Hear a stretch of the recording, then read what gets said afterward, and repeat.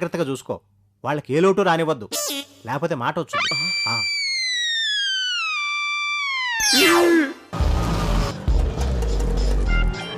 సంజు, ఏంటమ్మో? ఈయన మా మామయ్య, వీడు వాళ్ళ అబ్బాయి. నమస్తే బాబాయ్. నమస్కారం అమ్మా. వీడికేమో ఇవాళ ఎంసెట్ ఎగ్జామ్ ఉందంట, రాయించడానికి తీసుకొచ్చారు. వచ్చి ఫ్రెష్ అవ్వండి. అలాగే. అమ్మో, ఆ, ఆ ఎంసెట్ కుర్రాడు మీ మామయ్య ఎగ్జామ్ అయిపోగానే బస్ ఎక్కేస్తారుగా? ఎందుకలా అడిగావు? ఎందుకేంటి, ఆల్రెడీ ఆ ఏసీ రూమ్ హౌస్ఫుల్. వీళ్ళు కూడా ఇక్కడే ఉన్నారనుకో, హాల్లో ఉన్న కూలర్ కూడా ఎక్కడ షేర్ వస్తారోనని భయం. ఎగ్జామ్ అయిపోయిన తర్వాత కూడా వాళ్ళు ఇక్కడ ఎందుకుంటారు, వెళ్ళిపోతారు. ఆల్రెడీ ఎగ్జామ్ బాగానే రాశాడు, మంచి ర్యాంకే వస్తుందంటున్నాడు. ఆహాహా, మేము అక్కడికి రావటం కాదు, బట్టలు సర్దుకొని అమ్మాయి నువ్వు వెంటనే హైదరాబాద్ వచ్చేయండి. ఎందుకేమిటి, ఆ ఊళ్ళో కరెంట్ ఎక్కడ సరిగ్గా ఉండి వస్తుంది?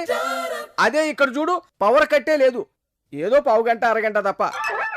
అబ్బాయి ఎంసెట్ రిజల్ట్స్ వచ్చి కౌన్సిలింగ్ కూడా ఉండి ఇక్కడే ఇంజనీరింగ్ కాలేజీలో చేర్పించి అప్పుడు మన ఊరు వెళ్ళిపోదాం. అప్పటికి సమ్మర్ కూడా అయిపోతుంది, వచ్చేయండి. ఉంటాను.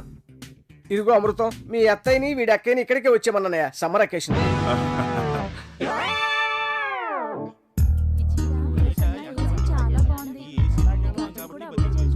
ఓసే సూరమ్మా, నువ్వు బయటికి వెళ్ళి పడుకుంటే ఈ ప్లేస్ లో ఇద్దరు పడుకుంటారే.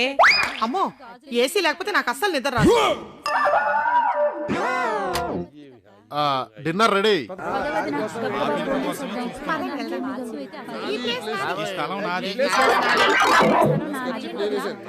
ఏంట్రా ఎంతసేపు పిలవడానికి?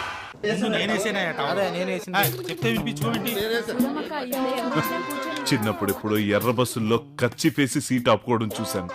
మళ్ళీ ఇప్పుడు ఈ ఏసీ రూమ్ లో బెర్తలు రిజర్వ్ చేసుకోవడం చూస్తున్నాను. ఆర్ఏసీ వాళ్ళందరూ ఉండి వెయిటింగ్ లిస్ట్ వాళ్ళందరూ బయటికి రండి. ఓసే సూరమ్మా, భోజనానికన్నా రావే.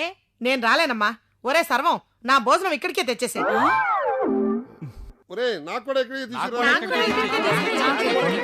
ఒరే బడుద్దాయ్, నాకు కూడా ఇక్కడికే తీసుకురా.